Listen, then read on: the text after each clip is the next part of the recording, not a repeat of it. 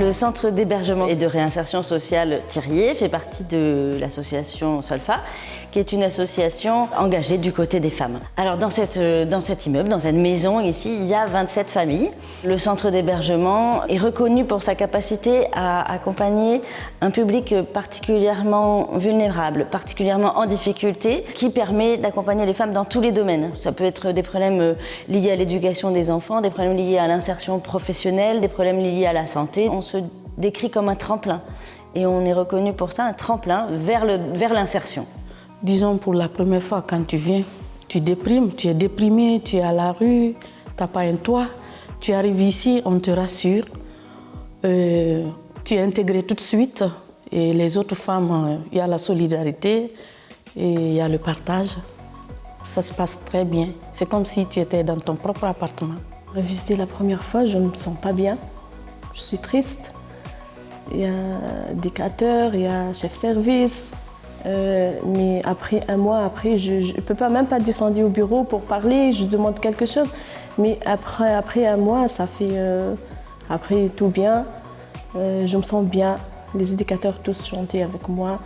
Et je me sens bien, je parle, je demande, par exemple, j'ai besoin de quelque chose, je demande. Disons, mon objectif, d'abord, c'était avoir un toit. Et ça, j'en ai d'abord. Pour le moment, le temps qu'on me trouve un autre endroit, un appartement. Là, ça va, j'espère quand même. J'espère de trouver un appartement bientôt. Oui. Et ça va me faire mal de partir d'ici. Notre conviction à nous aussi, c'est que l'intervention collective donne une grande force aux femmes vers l'insertion. L'intervention collective, ça veut dire des projets qu'on pense et qu'on mène avec les femmes, des projets qui leur permettent de regagner en estime d'elles-mêmes, en confiance en elles, qu'elles se réapproprient leurs propres paroles, leur propre pouvoir d'agir, de dire, de faire des choses comme tout le monde, dans la ville et ensemble.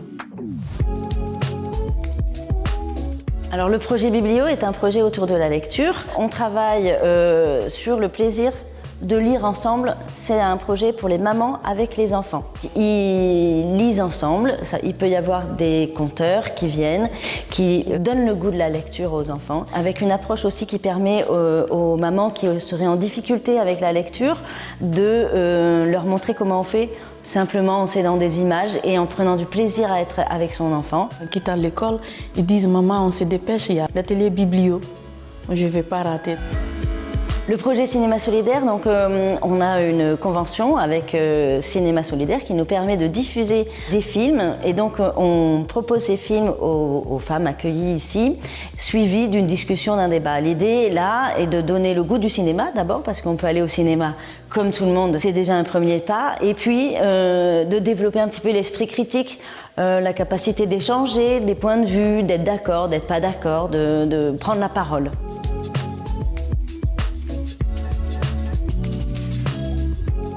Le projet Éco-Jardin, donc, il a vraiment une pluralité d'objectifs, lui.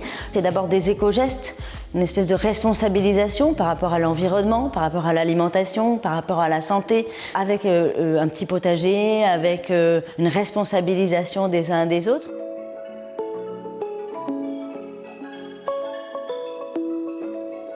Le séjour est temporaire, donc c'est l'histoire d'avoir expérimenté quelque chose, d'avoir pris confiance en des capacités, ce qui fait qu'après, ayant vécu l'expérience, ça sera plus facile d'intégrer par exemple un jardin participatif.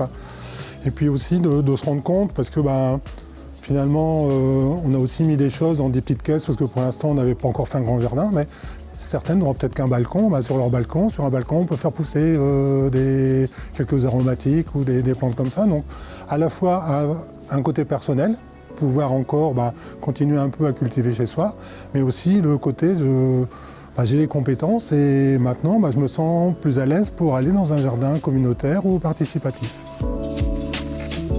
Cet atelier découle aussi sur un atelier cuisine-pâtisserie où on va continuer cette idée de santé, de bien-être alimentaire, de bonne consommation responsable, comme on dit aujourd'hui, toutes ces choses-là qui sont hyper importantes. Et chacun peut faire quelque chose. Et on montre aussi là aux femmes qu'avec des petits gestes, elles participent à la société dans laquelle elles vivent. C'est un moment de partage, de convivialité, et d'écoute. On se raconte pas mal de choses.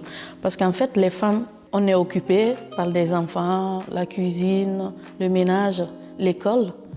Et c'est un moment sans enfants. On est là ensemble entre femmes. On se discute, on se raconte des cultures, on échange. Et ça va. Alors l'atelier cuisine, c'est un endroit où on apprend à cuisiner, où les femmes transmettent, où elles parlent beaucoup de leur vie, de leur situation, mais pas que. Il y a aussi une nutritionniste qui intervient et aussi on parle de l'équilibre alimentaire, comment mieux manger. Elle apporte ses astuces pour pouvoir manger plus équilibré et travailler aussi sur la santé, parce que l'alimentation équilibrée est en lien aussi avec la santé.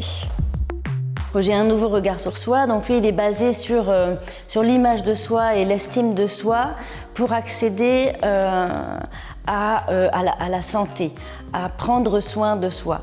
Les femmes qu'on accompagne avec toutes les difficultés qu'elles ont traversées dans leur parcours, dans leur histoire, elles ont souvent pas donné la priorité à elles-mêmes, à leur corps, à leur image. Et là, on essaye de les accompagner vers cette valorisation avec l'aide de professionnels extérieurs dont c'est la spécialité, etc. On va petit à petit les amener à d'abord se regarder, tout simplement, et puis être bien dans sa peau. Voilà, tout ça, il faut du temps, il faut prendre du plaisir aussi. On essaye de leur redonner cette notion-là, que ça fait du bien d'être juste content pour soi et de ce qu'on est. C'est le moyen utilisé, c'est l'esthétique, le toucher particulièrement, pour permettre en fait de faire parler plus facilement les personnes. On s'est rendu compte que le toucher, ça permettait d'ouvrir la parole. Et puis grâce à ça, grâce au plaisir et à la détente que ça procure, de pouvoir pousser les gens un petit peu plus loin sur leur propre chemin, travailler sur l'estime de soi, la valorisation de l'image, qu'elles soient plus autonomes, qu'elles aient envie de prendre les choses à bras-le-corps. Donc Solfanet est un projet dont la finalité est de lutter contre la fracture numérique, puisque c'est un facteur d'exclusion supplémentaire pour les femmes qu'on accompagne. Et c'est un projet qui a plusieurs axes. Formation des femmes qu'on accompagne permet d'anticiper ou de vivre avec la dématérialisation des services publics et autres. Un autre aspect, c'est de donner un accès Internet. C'est pour nous très très important que ces 50 familles qui vivent ici chaque année aient cet accès. Donc là aujourd'hui, on y arrive grâce au fonds de dotation de Solfa. Ce projet, il ne s'arrête jamais parce qu'on doit toujours s'adapter à ces nouvelles technologies qui s'imposent à nous et on accompagne comme ça les femmes là-dessus.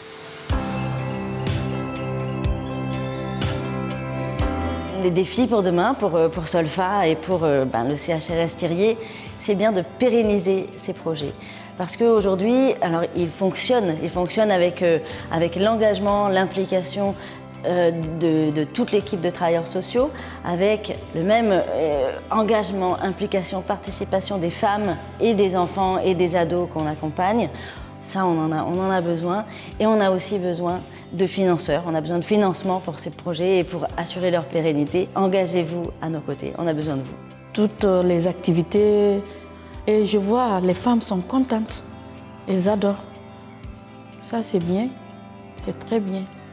Et même pas pour nous, les femmes qui vont venir prochainement, elles en ont besoin.